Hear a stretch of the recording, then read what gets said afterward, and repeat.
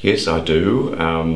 One of the things certainly in this whole appointment is that it's been a surprise for me to be appointed at 69. But then again, I did my retreat recently, and in that retreat I came across, of course, the figure of Abraham, and Abraham set out at 75. So someone said the other day, well, you're obviously still a spring chicken. so that's going to be part of it. And also I think we'll look at Pope Francis there. He's 78 on the day that I will be ordained a bishop. So there are examples there. And over the years I've always preached about it's never too late to begin, and that God's grace is always there for us, so then I have to trust in what I've been saying myself and what I understand our faith would tell me. To be a diocesan priest and to be a diocesan priest in Melbourne. I'm Sydney born, came here after my mother's death. Family moved back to Sydney after my first year in the seminary, but I just felt the connection was here. And although I haven't had that much time working parish work because of what's happened, I just have always sought the connection with the parish. And my first parish was like a honeymoon, Noble Park, loved it. And then from there I ended up in teaching, and then I found there was a whole pastoral life with the students as well. The interaction with students, trying to put words to what it is we understand about God's faith and the mystery of God's love for us. Those have been very special things, and in a way they're the joys that sustain me, and yeah, I hope to continue to live in that joy.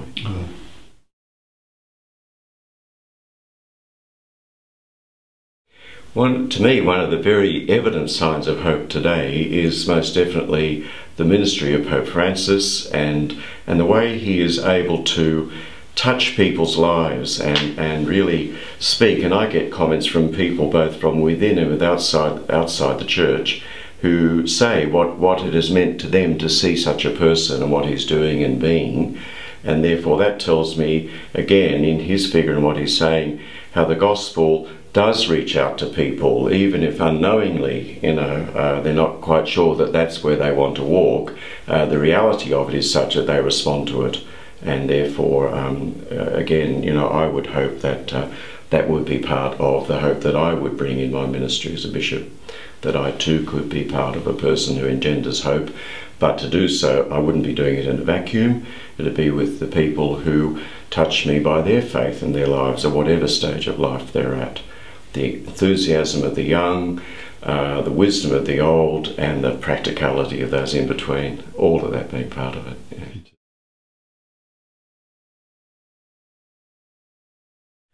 My relationship with God, I think if I were to really think about it properly, I would rephrase it and say it's God's relationship with me. I ended up doing things that I never thought I would be doing, like teaching. I thought of going to the Jesuits when I was at school.